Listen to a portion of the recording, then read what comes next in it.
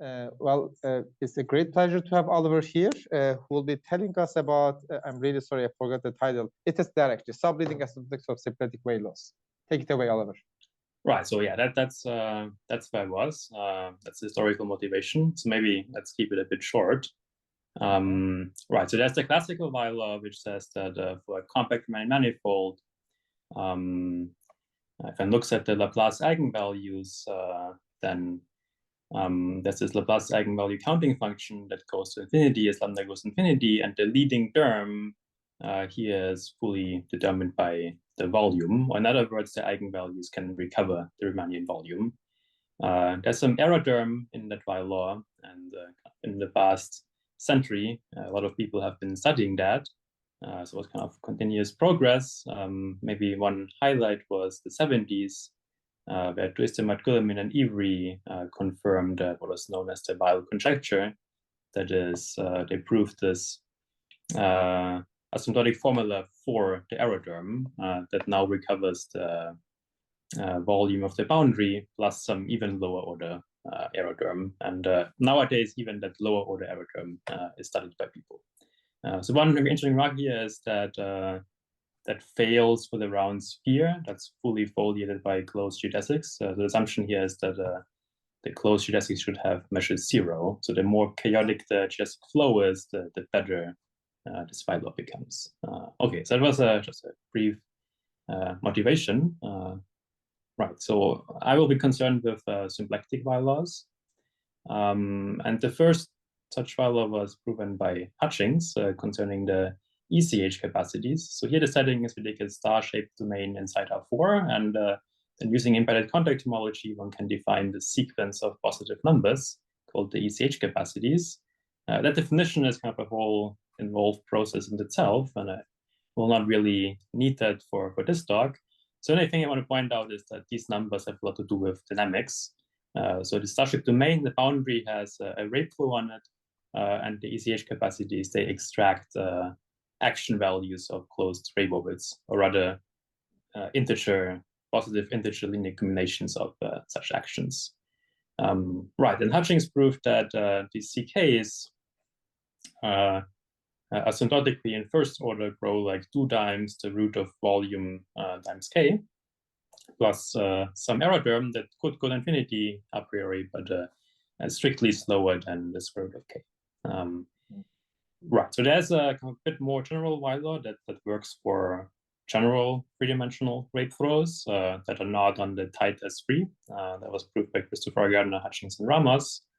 Right, and so one of my favorite applications of this Weyl law is the smooth closing lemma for 3-dimensional wave flows that was proven by Kai-Iria, which in particular implies that for a C-infinity generic 3-dimensional wave flow, there's a dense set of curved orbits. Right, so there's a second very related symplectic Weyl law that comes from periodic Floer homology. So here we considered with, we look at a closed surface of area form and some smooth one-periodic Hamiltonian on that. And then there's this theory called Periodic Floer homology, which is very related to embedded contact homology, which allows one to define a sequence of numbers called spectral invariants, which again, in some sense, extract action values of periodic orbits. Right, and then more recently, it was proved that these numbers also satisfy something that's called a Weyl law. That was proven by Christopher Gardner, Rohil Prasad, and Boyu Shang. So CG is then Christopher Gardner, and also at the same time by Michael Hutchings and myself. Right, and this one is saying that the CDs for a given Hamiltonian, they asymptotically grow linearly in D, where the slope is given by the average value of the Hamiltonian, plus some error that grows strictly slower than D. Right, so there's a set of very related spectral invariants that come from Lagrangian Floer theory. So there's work of Christopher Gardner, Omelier, Max Fedini-Smith, and also Shelukin, Boldarovich, Popovsky, which essentially shows that these related invariants also can recover volume, or like the Calabi invariant asymptotically. So I will not say much more about these related invariants in this talk. But anyway, so this PFH Weyl Law also has applications, for example, smooth closing lemma for area-preserving surface maps, or also the simplicity conjecture, which I will say a bit more later in this talk about. Right, and then, well, as with the classical Weyl Law, one could now ask about the subleading asymptotics for these symplectic Weyl Laws. So for that purpose, if we look at the ECH Weyl Law of some star-shaped domain, well, there's this leading term that grows like the root of k, and then there's some error terms called ek of x. Right, and so Hutchings proved that these ek of x, not only do they grow strictly slower than the square root, in fact, they grow as fast as the fourth root of k. Right, and they're kind of similar bounds for the case of general three-dimensional rate flows and arbitrary contact manifolds. That's Christopher Gardner, Sabal, and Sum. Right, but in particular, all these bounds they go to infinity as k goes to infinity. Yeah, but it turns out that in all the examples that one can compute the ECH capacities of spectral invariants, the error bounds are actually bounded. So you could ask, is that always true? Right. There's a theorem that Hutchings proved that says that for very special domains, namely strictly convex or concave toric domains, that's one of the cases where one can compute the spectral invariants or capacities. The error terms not only are bounded, but in fact they converge to some meaningful quantity, which is the Weyl invariant, which is a ergodic dynamical invariant that tries to capture the rotation of the linearized rate flow on the boundary of the domain X. So I won't say much more about this invariant, but yeah, so we have this convergence in these special examples. It's worth pointing out that it's not kind of true in general. If one looks at the ball, then it turns out the error terms, they jump above and below the Weyl invariant and don't actually converge to it. But it still makes sense to ask, is this convergence true for generic X? So the situation could be very similar to the classical Weyl Law, where for the round sphere, the asymptotics are not as nice as for kind of a generic Riemannian metric. Right, so that's the question. Is there kind of a story here that's kind of parallels to the one in the Laplace operator? Right, so in the beginning, I promised relationships between three different topics. So I talked about the Weyl Law. Now we'll say some things about symplectic packing. And so to see how the Weyl Law connects to that, it's worth kind of recalling some aspects of the proof of Hutchings' original ECH Weyl Law. Right, so the proof roughly goes as follows. There's different steps. The first step is to show the Weyl Law for the ball. And that really is a direct computation, because for the ball, one can compute the CKs, and one can just check they satisfy this asymptotic formula. Right, then step two is to show it's true for disjoint unions of balls. Again, it's like computation. There's a formula for the capacities of disjoint unions, and one can just verify disjoint unions of balls satisfy the Weyl Law. Right, and then the important step is step three, and that's where the backing comes in. So now we have some general star-shaped domain with some Weyl dynamics, and we certainly cannot compute the invariants. Right, and then we take some small epsilon, and then the idea is to cover the volume of the star-shaped domain up to error epsilon by finitely many disjoint symplectic images of balls. Right, and then the idea is that the CKs are monotonic under symplectic embeddings. So, well, because this disjoint union B sits inside X, the CK of B is a lower bound than the CK of X. And for the CK of B, we know the Weyl Law. So we get this lower bound on the CK of X in terms of this expression that grows like the root of K with some constant that's the volume of X minus epsilon. Right, and then, well, now we just let epsilon go to 0. So here there's the claim hidden that we can cover an arbitrarily large fraction of the volume of X by balls. But that's not hard to see because we can just take more and more smaller and smaller balls and fill in the gaps. Right, so that gives kind of one inequality in the ECH Weyl law for star-shaped domains. The reverse inequality is a very similar argument. So there one takes the X and puts it in some bigger ball and then kind of backs the complement of the two by small balls, and then it's a similar computation that shows the reverse inequality. Right, so in this proof already, it's kind of apparent that it has to do something with the question of symplectic backing.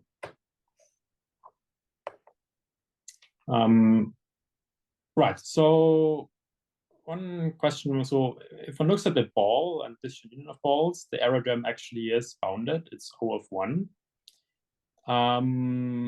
Right, so the question one could ask is, why does the argument from the previous slide not immediately show that the error term of a general star-shaped domain X is O of 1 as well?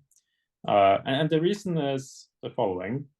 So if I let Bn denote the union of n equal balls whose total volume is equal to 1, then it is true that for each fixed n, the error terms k of Bn, they are bounded.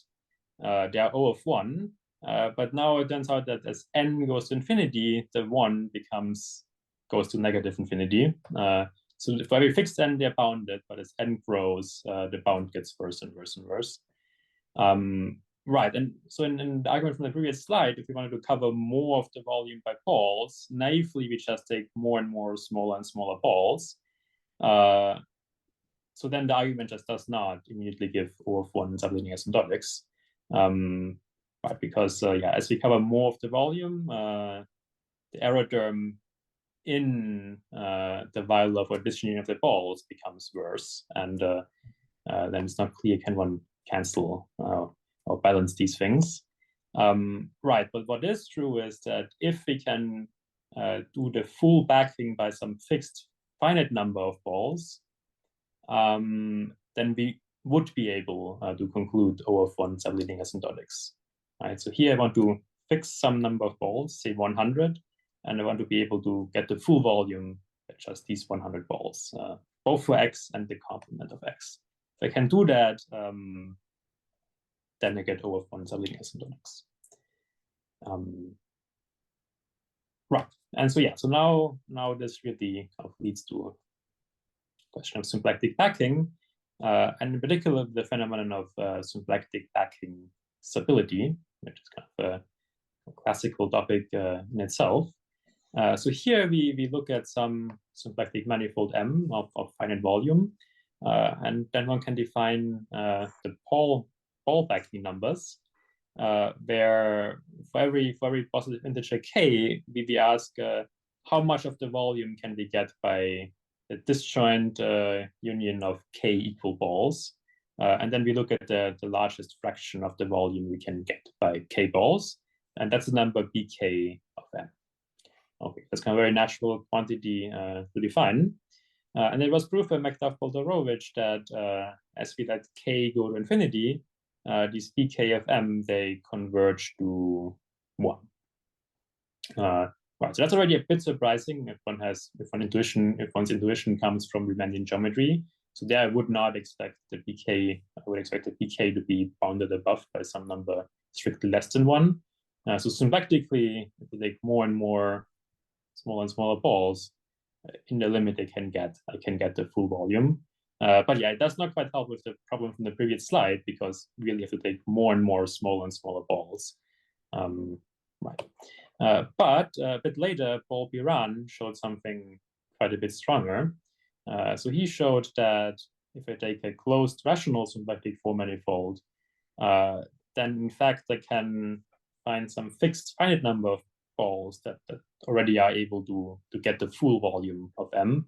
And in fact, for any sufficiently large number of balls, I can get the full volume. So there's some threshold above that I can always get the full volume. Right, so this really is quite a bit stronger than what I actually needed in the previous slide. In the previous slide, I just needed to get the full volume by some finite collection of balls of arbitrary sizes. Here it's quite a bit stronger. It's like for any sufficiently large number of balls, it can get the full volume. The problem here is that we look at closed rational symplectic Four manifolds, which the star-shaped domains certainly are not.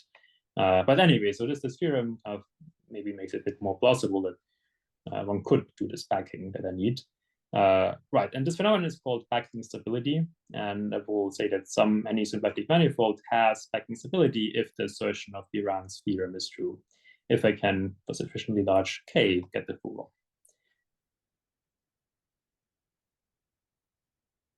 volume. Right, so the very natural question is, well, packing stability holds for closed rational symplectic Four manifolds. Which other finite volume symplectic manifolds can I get? So this question was, for example, asked in the survey paper of Silberg, Hofer, Latchev, Schlenk. And so over the years, there has been some progress on this question. So Buse Hind essentially took Biran's result and moved it to higher dimension. So now we know it's true for closed rational symplectic manifolds of any dimension. They also proved it for ellipsoids in any dimension. So that's good. Then a bit later, together with Opstein, they, in the four-dimensional case, they removed this rationality assumption. So here, rational refers to the homology class of the symplectic form. So in dimension 4, and they were able to drop that assumption. I think in high dimension, that's actually still not known. So irrational symplectic manifolds in high dimension, even if they're closed, we don't know this packing stability.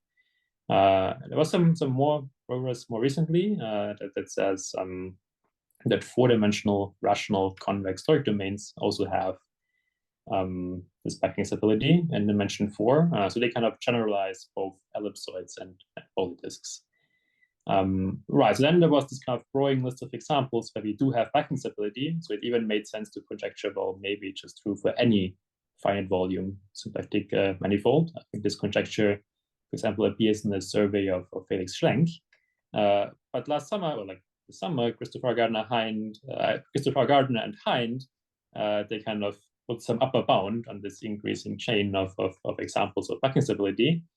So they constructed this bounded subset of 4 that's diffeomorphic to a ball, but which does not have symplectic packing stability. So here it's important to remark that they actually can prove, they can prove that this open set is not symplectomorphic to the interior of any compact symplectic manifold with piecewise smooth boundary. So there's something fundamentally non-smooth happening here. But yeah, so it is a finite volume symplectic manifold with no packing stability. Right. So yeah, that kind of leaves the question kind of what's in between, like kind of known examples and the known failure. And most important for my talk is the case of symplectic manifolds that are compact and have either a smooth or maybe a piecewise smooth boundary.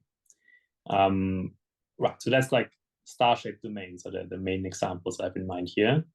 Right, and I can want to argue that really there's not that much known, and kind of the previous examples of packing stability don't really quite tell anything about that. So we do know that packing stability holds for things like ellipsoids, polydisks, or these rational convex toric domains. They do have piecewise smooth boundary, so that's good. But in a way, they're like not too far away from closed symplectic manifolds, in that really they can be approximated by divisor complements in closed symplectic manifolds. So really the packing stability for these special domains with boundary is more a question of packing stability for divisor complements. So it doesn't really quite capture the case of just smooth boundary. I also would like to point out that a compact manifold with smooth boundary, up to symplectomorphism, the space of symplectic structures in that is quite a bit more complicated than in the case of a closed manifold. In a closed manifold, there's only finitely many directions in which I can deform a symplectic structure by Moser stability. If I have a manifold with boundary, that's a lot more complicated because the boundary has this characteristic foliation on it that's induced by symplectic form. Right, and so we could, for example, think about a situation where this characteristic foliation, think if it's a flow, it could admit some global Poincare section, and the return map is a symplectomorphism of that. and the symplectic morphism class of this like manifold with boundary, it really knows the conjugacy class of this return map. So the space of symplectic structures on a manifold with boundaries at least as complicated as the conjugacy classes in the symplectic morphism group, which is very complicated because otherwise dynamics would be easy. Yeah, so there's something new is kind of needed to answer this question of backing stability for manifolds with arbitrary smooth boundary. Oliver, can you remind what is rationally convex here in this context? Oh, so essentially one looks at this moment map from C2 to the positive upper quadrant in R2. Yeah. And I look at the region that's kind of enclosed by the axis and some convex arc that goes from one axis to the other one. And here I just look some kind of polygonal path that like has rational slopes, so like only goes through rational vertices. Okay. Probably one can drop this assumption, but yeah. Okay, thank you. Right, so we need something new for the backing stability for manifolds with smooth boundary. And maybe the main message of this talk is that this old result of Banyaga saying that the Hamiltonian diffeomorphism group of a symplectic manifold is a simple group. So this result fundamentally is useful in this question. So if we look at this result as a specific, as a corollary of that, it's like one way of interpreting that, and it's the following. So take any Hamiltonian diffeomorphism alpha that's not the identity. It could be something very simple. If I have M the 2 sphere, it could be some non-trivial rotation. So dynamically very simple. It could be simple. Then it is true that for any Hamiltonian diffeomorphism phi that could be very complicated, I can always write the phi as a composition of conjugates of alpha and alpha inverse. Right. So in the case of the 2 sphere, any phi I could write as a composition of conjugates of rotations. And yeah, it's an easy consequence of the simplicity theorem of Banyaga, in that we take the alpha, we look at the normal subgroup generated by that. It's not the identity, it's not trivial. So by simplicity, it has to be all of Ham. And anything in this normal closure of the group generated by alpha can be written in this form. So it's like a direct corollary of Banyaga's theorem. Right, and that's kind of the way when I think about it. And so the way kind of analogy or correspondence here is that if I have some compact manifold with smooth boundary, where the boundary could have some dynamically complicated, interesting characteristic foliation on it, kind of backing that by these simple pieces, balls. Balls have the rate flow there is just a hop vibration, so it's dynamically very simple. That should correspond to taking some dynamically complicated phi and writing that as a composition of conjugates of simple diffeomorphisms, for example, a rotation in a 2 sphere. And so that's kind of the vague idea. Right, and so I will now explain a bit more how it actually gives you backing stability. So first, so here's the result in progress that I'm writing up, which says that the backing stability actually does hold for every compact connected symplectic Floer manifold with smooth boundary. So in particular, it holds for star-shaped domains with smooth boundary. It also does hold for the complement of a star-shaped domain inside a bigger ball. Right, so one corollary one gets from that is O of 1 subleading asymptotics in the ECH Weyl law for star-shaped domains. So now one can go back to Michael's proof of that. Together with this backing result, actually can get O of 1 subleading asymptotics. The backing result actually, yeah, it's quite a bit stronger than what I would need. So here it's actually full backing stability, which is maybe interesting in its own right. But in particular, I have some backing by finite manifolds. So you get that. Also turns out that that's enough to get O of 1 subleading asymptotics in the PFH Weyl law. Right, so one remark here is that if we don't look at a star-shaped domain, but as some general three-dimensional contact manifold, I don't quite know yet how to get O of 1 subleading asymptotics. So what this argument does show is that if I can get O of 1 for one single contact form, then it must be O of 1 for all contact forms defining the given psi. And for the star-shaped domains, it's the tight S3. I have one contact form, namely the round from the round ball. So it's O of 1 for all of them. In general, it's something as well to think about. Yeah, so in this sense, kind of P of H actually is easier here, because for P of H it's just O of 1 always, period, and that's how it is. Right, so that's kind of the main result in progress. And I want to kind of explain a bit better this relationship between simplicity and backing in like in a toy case, like the simplest possible non-trivial example. Like kind of most of the technical difficulties disappear. Right, so here's the setup. I take the do-sphere. I take the mapping torus of the identity, which is just a circle across the do-sphere. And then I take the symplectization of that, so I cross that with R. So I get this open symplectic form manifold M. The symplectic form of that is given by ds slash dt plus omega. So S and D are the coordinates on the vertical direction and the circle, and omega is the area form on the do-sphere. Right, and so any one-periodic Hamiltonian on the do-sphere, I can look at its graph, and this graph I think of as a hypersurface living inside M. Right, so that's very natural. In particular, I will be interested in the truncated subgraphs. So look at the graph of H, and then I look at the region in between the graph of H and the zero section in M.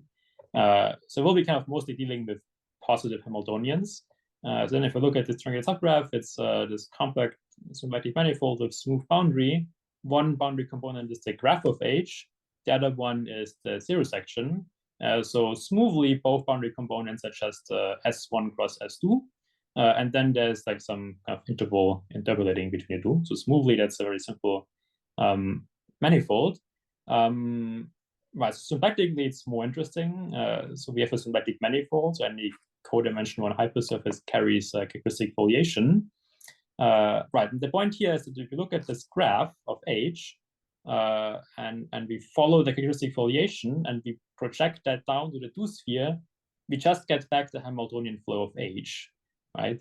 So I try to sketch that in this picture. If we kind of look at the graph of H at time 0, that's just a do-sphere, and that actually is a global surface section for this characteristic foliation on the graph of H.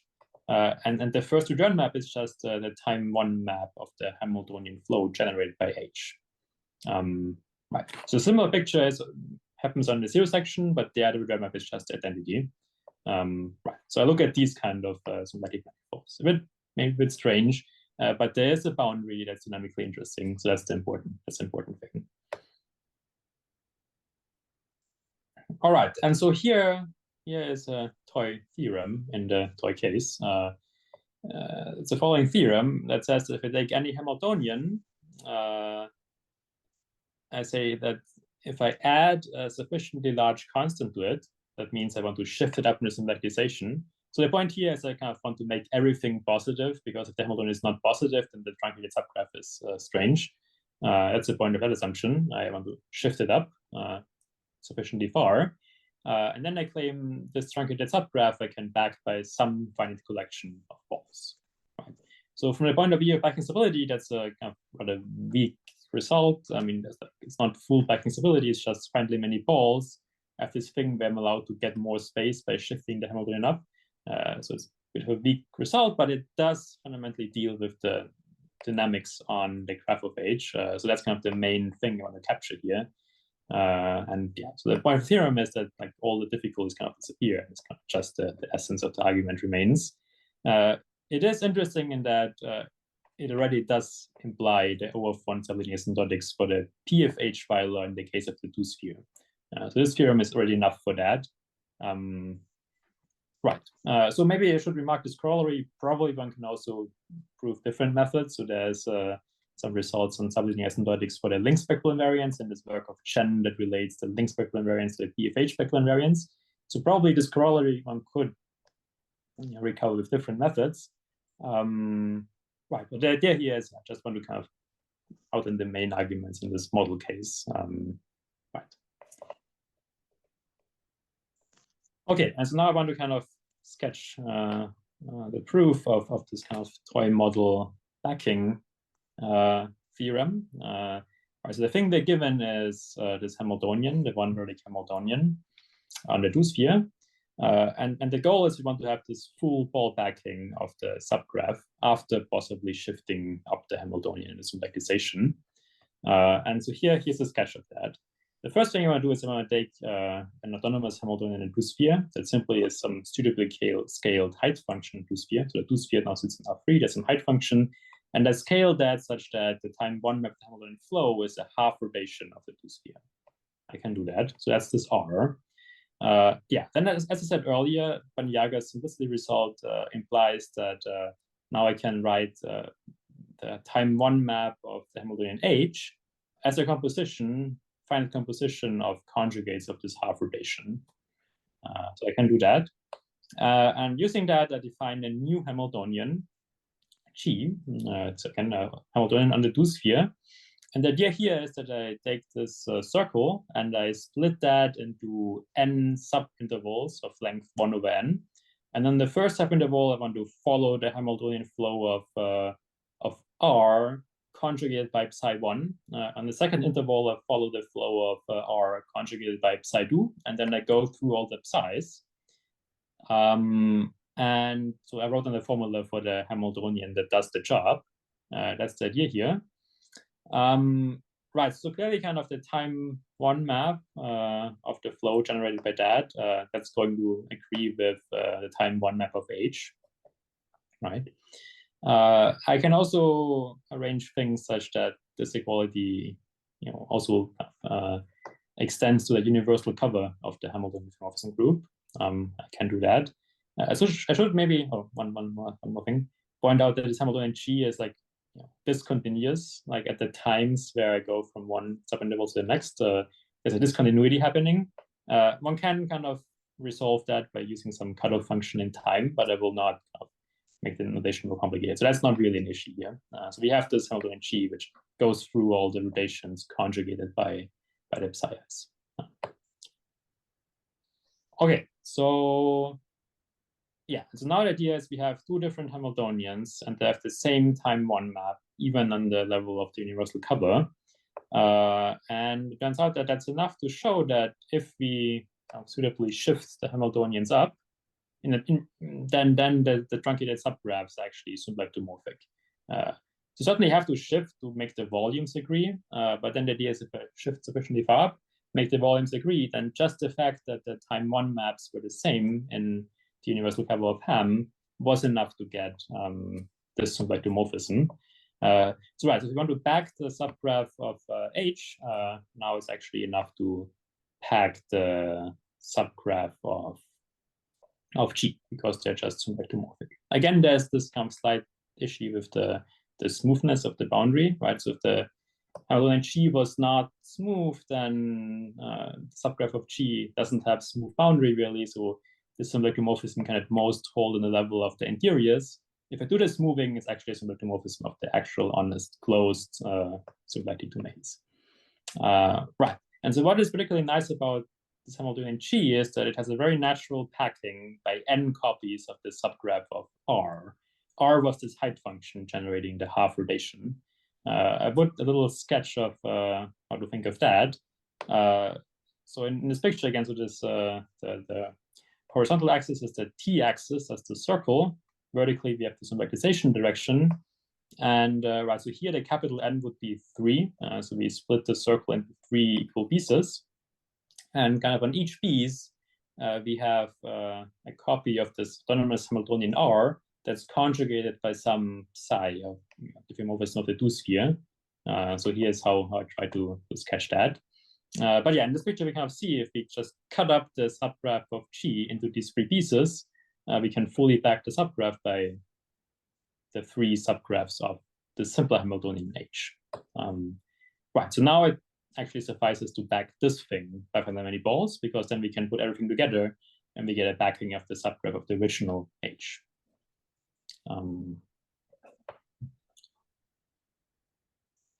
Okay, so now our job is to back the subgraph of this simple Hamiltonian R, which is just a half rotation in two-sphere. And well, there's many different ways of doing that. So here's one particular way of thinking about that. So I will be the interval, Q will be the unit square, and Z the cylinder. And now the idea is to kind of cut open the subgraph of R, and I want to do that as follows. So we have this quotient map from the square to the cylinder, which identifies two opposite sides. And then we have a quotient map from the cylinder to the two-sphere, which collapses the two boundary circles, right? And I, can make these maps kind of area preserving. So by just preserving the height function, essentially. Right, and using these maps, I can pull back the Hamiltonian R on the two-sphere to now time-dependent Hamiltonian on the unit square. That's the R tilde. And because the R on the two-sphere was just a height function, the R tilde on the square is a very simple Hamiltonian. It's autonomous, and it only depends on one coordinate of the square, and actually it's affine linear. So there's some positive constant A, which is coming from the vertical shift, and then there's x over 2, which is like the half rotation. That's the 1 over 2 that comes in. So this pulled back Hamiltonian R tilde has this form. Right, and so now if I take the truncated subgraph of the R tilde, this piece I can symplectically embed into the subgraph of R they have the same volume, so I get the full volume by that. So then it's enough to back the subgraph of R tilde. Now, because the R tilde is very simple, the subgraph of R tilde actually is a Lagrangian product of a square and a trapezoid. So here the square and trapezoid each live in a Lagrangian R2. There's like two complementary Lagrangian R2s inside R4. I have a square in one, I have the trapezoid in the other one. I take the product, it's this Lagrangian product. And that's exactly what the truncated subgraph of R tilde is symplectomorphic to. Right, and so now I kind of indicated in my sketch, if I take the trapezoid, I can cut that into a rectangle and a triangle. Now the product of a square and a rectangle, that's symplectomorphic to a polydisk. The product of a square and a triangle, that's an ellipsoid. So I can back this thing by a polydisk and ellipsoid. But as I said earlier, these two things individually, the polydisk and ellipsoid, there's the full backing stability that holds for those. So I can certainly get the full volume of those by finding many balls. Right, and if I put everything together, now I've backed the subgraph of H, right? So that's this kind of chain of backings. And this concludes the sketch of the proof of this toy packing result. So after shifting up the H, I can get the full volume by some finite collection of balls. Okay, and so this kind of supposed to illustrate how this simplicity result of Banyaga was actually useful for backing. One can make this complicated dynamics on the boundary and kind of split it up into simpler pieces and then back the simpler pieces. And that's how that works. Okay, and so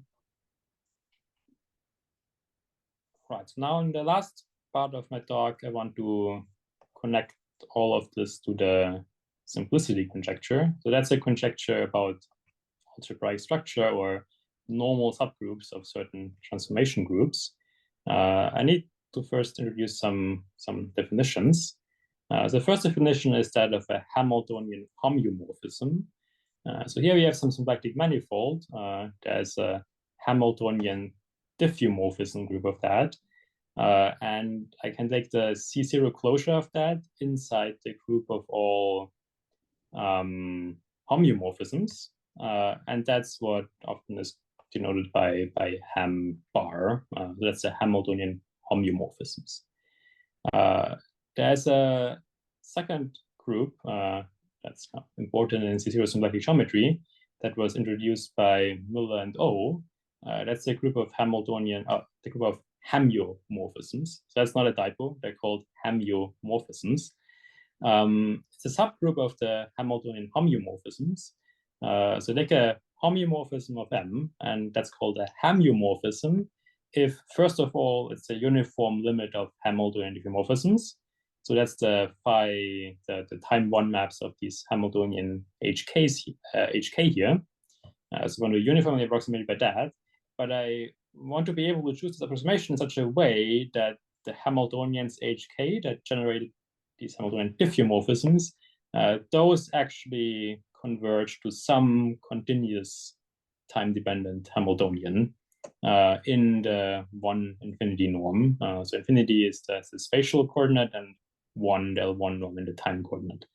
Right, so if I have a homeomorphism such that exists, this continuous function h, such I can do the approximation of the homeomorphism by Hamiltonian diffeomorphisms in such a way that the Hamiltonians, the smooth Hamiltonians in this sense, converge to the continuous Hamiltonian, then this phi is called a homeomorphism.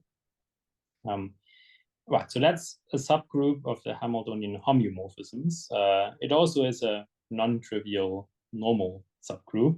And maybe one of the motivations for introducing this is the simplicity conjecture, which is asking, is the group of Hamiltonian homeomorphisms a simple group, at least in the case of surfaces? So here, mostly M is going to be a two-dimensional surface. Right, so there was this conjecture that maybe this Hamiltonian homeomorphism group should not be a simple group. And then here, there's a candidate. Ham is a candidate for a proper normal subgroup. The difficulty here is that at first it's not at all clear whether it's an actual proper normal subgroup. It could be at this point everything. Right, but it was a candidate for a proper normal subgroup. Yeah, and then recently it was proved that it actually is proper. So at first was the work of Christopher Gardner, Omilier, and Sefardini. That's the case of a two-sphere and a disk. So they proved this HAMU is proper, in particular, the Hamiltonian homeomorphisms of the two-sphere or the disk are not a simple group. So that resolved the simplicity conjecture. So this was later extended to kind of closed surfaces of arbitrary genus. So that's, well, Christopher Gardner, Omilier, Sefardini in combination with Mack and Smith. Right, so in the Hamiltonian homeomorphisms, we have these proper normal subgroups, which are the homeomorphisms. Right, so now kind of a natural question to ask is, well, are the homeomorphisms a simple group? And it turns out they're not a simple group either. That was first proved by Christopher Gardner, Omilier, Max Smith in the case of genus 0, and then very recently for arbitrary genus by Mack and Triefer. So we have this proper normal subgroup Hamio, and this one is not a simple group either. Okay. So that was a brief overview of some of these very recent results. And right, so now I want to connect that back to the topic of my talk. Right, so in the beginning, I promised connections between subleading asymptotics, symplectic backing, and this algebraic structure and transformation groups. I also want to kind of remind you of this result I mentioned earlier about the bounded domains in R4 for which the ball backing stability fails. This also kind of fits very well into this picture. So first, if you look at a smooth Hamiltonian in a two-sphere, and kind of what I explained in my talk essentially is saying that, well, we have Van Jager's simplicity result, and then using some more advanced version of this argument in the toy case, I can go from that to backing stability. Well, I explained how to go to some full ball backing of the subgraph, but in general, one can actually go to full backing stability if the boundary of the domain is smooth. Right, and then from that, we can go to O of 1 subleading asymptotics. So that's this kind of argument of Michael for the proof of the Weyl law, kind of upgraded by knowing some sort of backing stability. So simplicity implies existence of full ball backings implies O of 1 subleading asymptotics. Right, so that's the smooth world. That was mostly what my talk is concerned about. Now, if one goes to the world of C0 symplectic geometry, none of these three statements are true. So essentially, one can construct Hamiltonian, one can construct homeomorphisms for which this O of 1 subleading asymptotics fails. So So it would be an explicit example of a homeomorphism generated by some continuous H, for which one can actually compute the spectral invariants, and one can find examples for which the subleading asymptotics is not O of 1. Right. Now this implies that for such an H, the subgraph should not have a full ball backing, because if it did, we would get O of 1 subleading asymptotics. Right, so this bottom right error from failure of subleading asymptotics to failure of full ball backing, that really is like the PFH version of the result of Christopher Gardner-Hind on these bounded domains with failure of backing stability. So Christopher Gardner-Hind actually used the ECH Weyl law and something about the subleading asymptotics of that. So I can kind of reinterpret that in terms of PFH. So I get this kind of continuous graphs, and the region underneath I can't fully back because of the failure of the subleading asymptotics. Right, so now I'm just looking at this whole picture. It would be very symmetric if one could say, well, there's no full ball backing, therefore the homeomorphism group cannot be simple. So then the idea would be, well, if HAMU were simple, then maybe one can upgrade the toy case argument from earlier from the smooth world to the continuous world. So on the heuristic level, that makes sense. There's some details I can't quite work out yet. So that's the question mark above the error. So maybe it's like not direct implication, but in the heuristic picture, yeah, that's kind of how these things should be related. It doesn't really matter because there's some independent argument that goes from the failure of O of 1 subleading asymptotics to the non-simplicity of HAMU. So this statement is true. But anyway, so yeah, so the way I think about it is that there's simplicity and failure of simplicity on one side, and there's the subleading asymptotics on the other side. Either they're O of 1 or they can fail in the continuous world. And somewhere in between is this question of the ball backing stability. And in the smooth world, with smooth boundary, I proved that we have ball backing stability, and right, then it can fail in the C0 world.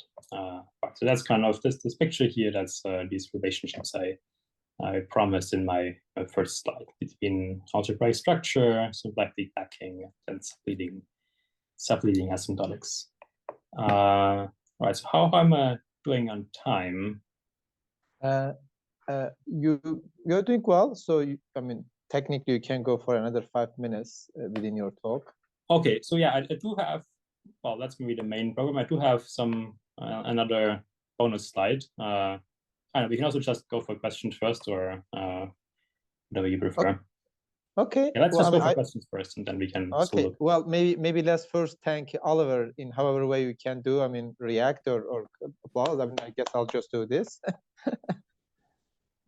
Thank you so much. So, yeah, any questions for Oliver? Obviously, one question will be, let's see the slides, but maybe there are other questions.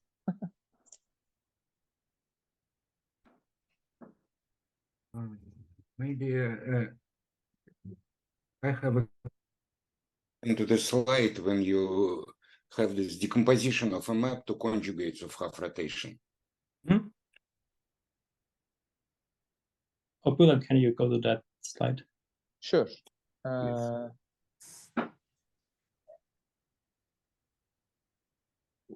Here or the... Yes, I think this was good. So the question is the following. So is the number of these half rotations which you need play any role in your story?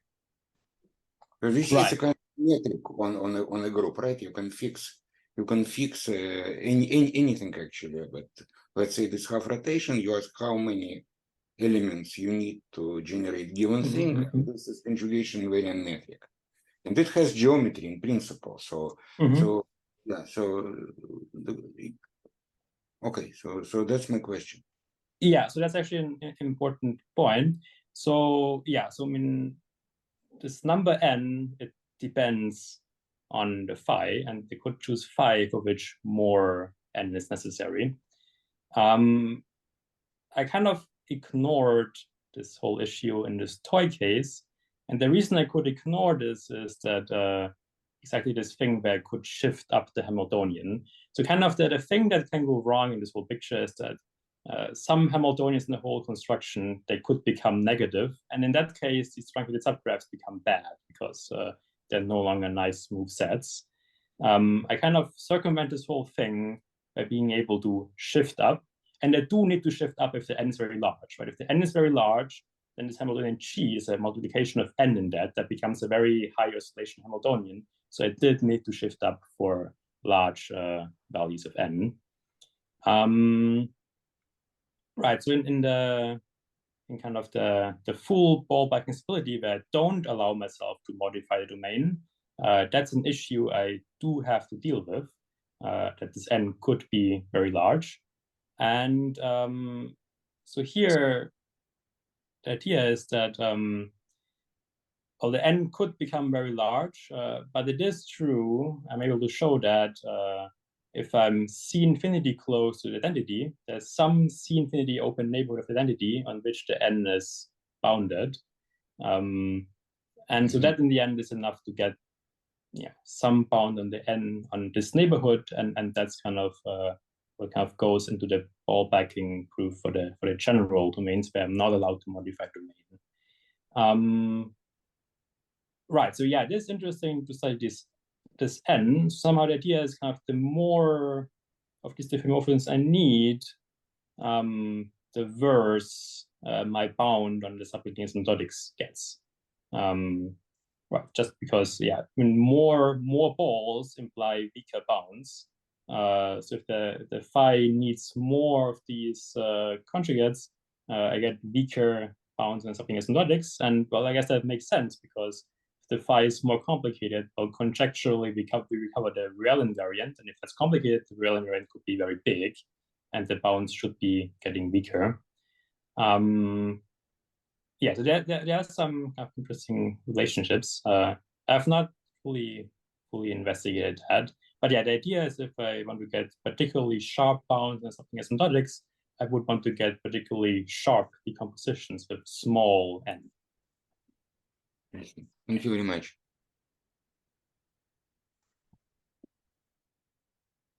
Other questions for Oliver?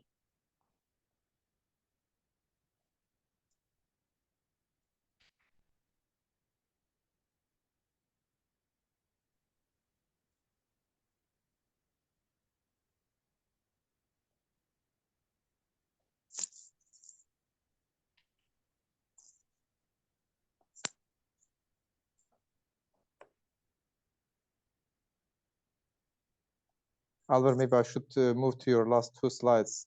Yeah, That sure. might- Yeah, we can do that. That might prompt more questions.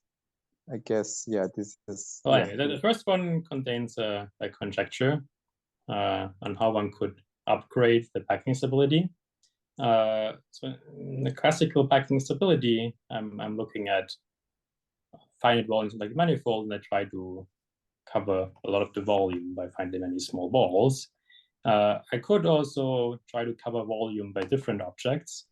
And one very natural object is ellipsoids. So here, for some positive real number x, I can look at the ellipsoid 1, x, x, x, and so 1 and the x's are the symplectic widths of the ellipsoid. And some ideas, if the x becomes very large, then this ellipsoid is very eccentric, so it becomes more flexible if we want to embed it into things. So one example of this is there's this Fibonacci staircase of Magdav-Schlenk. There's this right region where the thing stabilizes.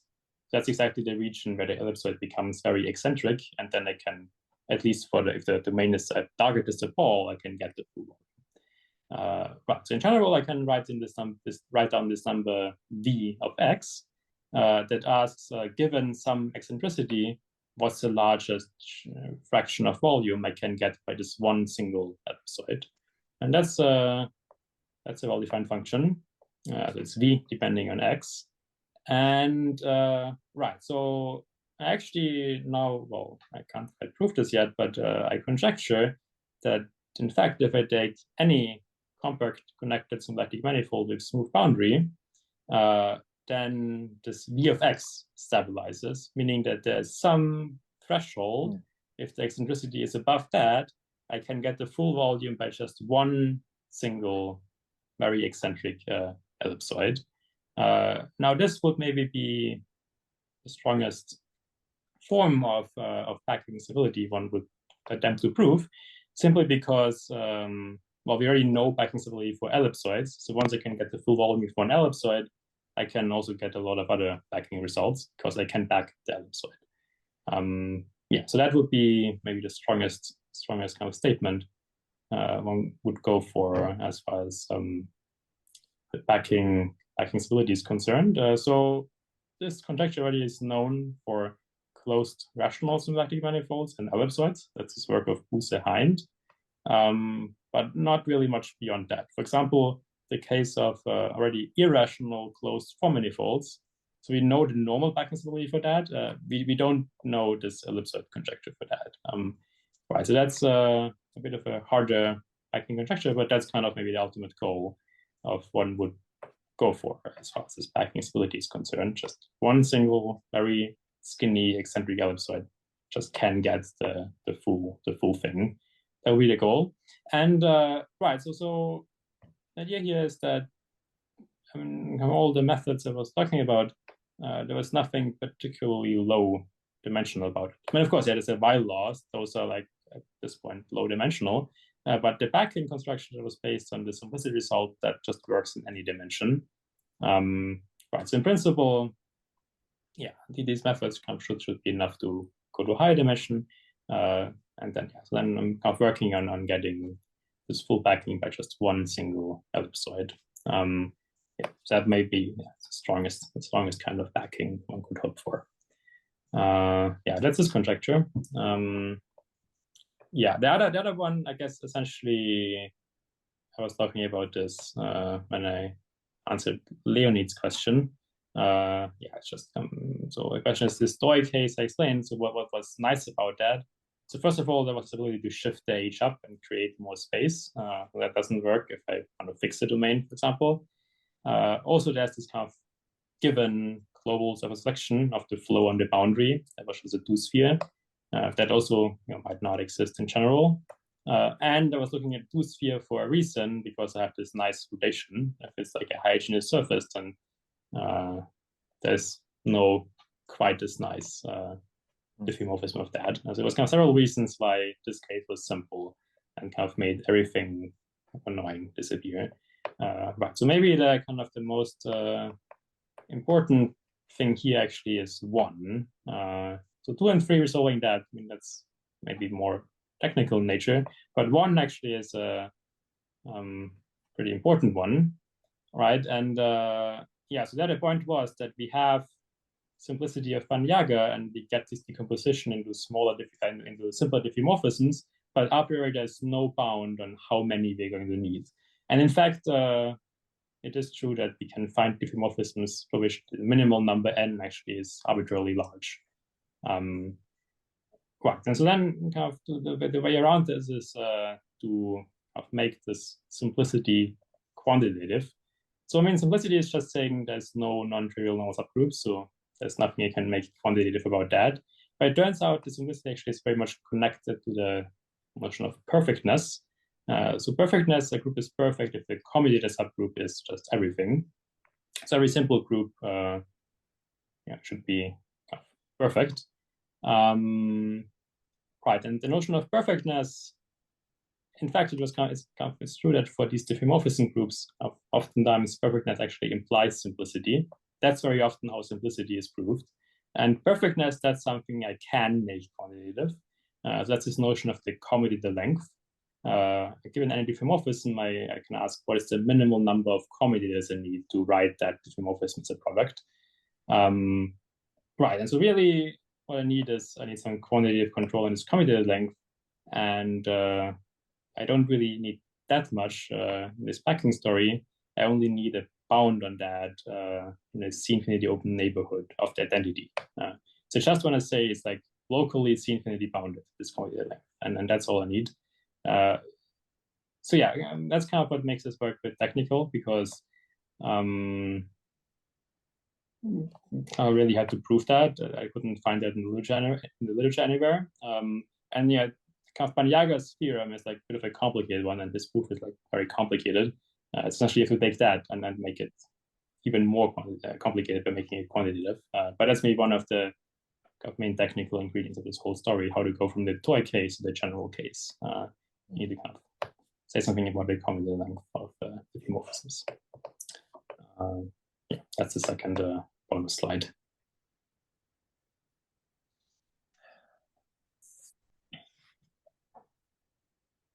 Good.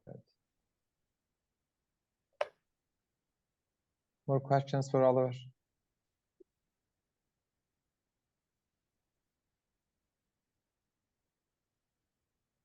So I didn't understand this quantitative perfectness is theorem or it's conjecture?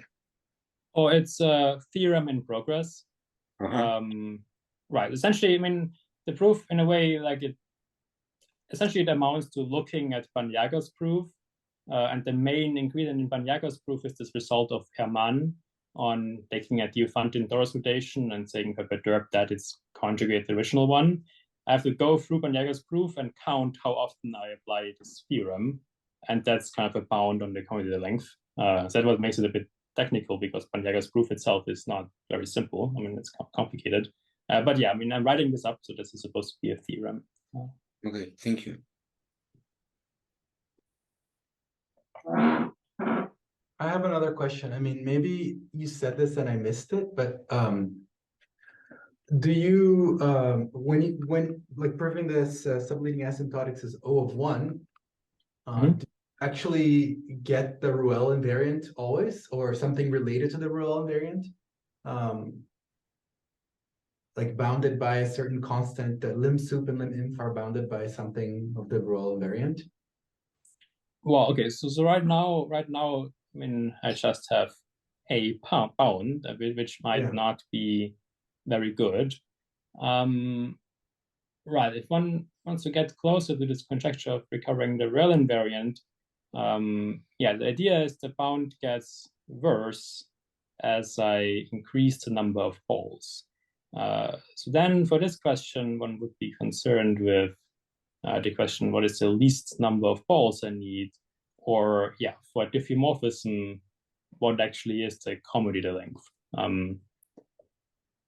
Right, so yeah, so I could, one probably could quantify the bound in terms of some quantity like the commutative length. Right, but to get actually the Weyl invariant, there's really, you will need some better, some new ideas. So one can make the O of 1, one can make the 1 in some sense quantitative, but to actually get the Weyl invariant, well, that's going to need more insights. Mm-hmm. Thanks.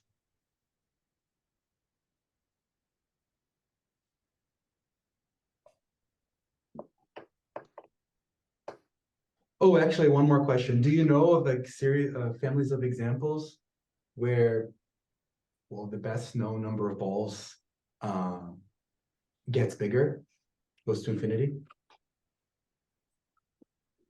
Yes, yeah, I mean, certainly, yeah. So for example, if one looks at this theorem of Christopher Gardner-Hines, right? There's this C0 domain, where for the C0 domain, actually, I can't take any finite number of balls. I guess if I exhaust this by smooth ones, then the idea is the number of balls should diverge to infinity. Yeah, I mean, so these examples of Christopher Gardner-Hines, in a way, well, it's like this unbounded toric domain, which I can then symplectically morph to some, symplectically map to something bounded. But yeah, so really the idea is this is unbound toric domain, which exactly wants to make the Weyl invariant infinite. So as I approximate that by toric domains, the Weyl invariant goes to negative, goes to plus infinity, and yeah, that kind of governs, like gives some bound on the least number of poles, that then also should explode in these examples. Yeah, it's very similar for this picture of the homeomorphism group. yeah, I mean, that's also something that shows up in this work of Christopher Gardner, Omilia, Sifardini, Max Smith, and so on, where they use the link spectral invariants for these simplicity questions. Yeah, the idea there is also when one takes some homeomorphism, which is supposed to have infinite real invariant, and yeah, that way one actually does get some bounds on the least number of poles can blow up. Yeah, somehow this kind of something smooth, and then one makes it kind of more and more wrinkly somehow, and there's kind of these very fine kind of maybe spikes that come off, and kind of the finer and spikier these get, the more balls they need to actually get the full volume. So yeah, one can cook up examples like that. I guess this is the more discussion part of the talk, Oliver. So just, I guess,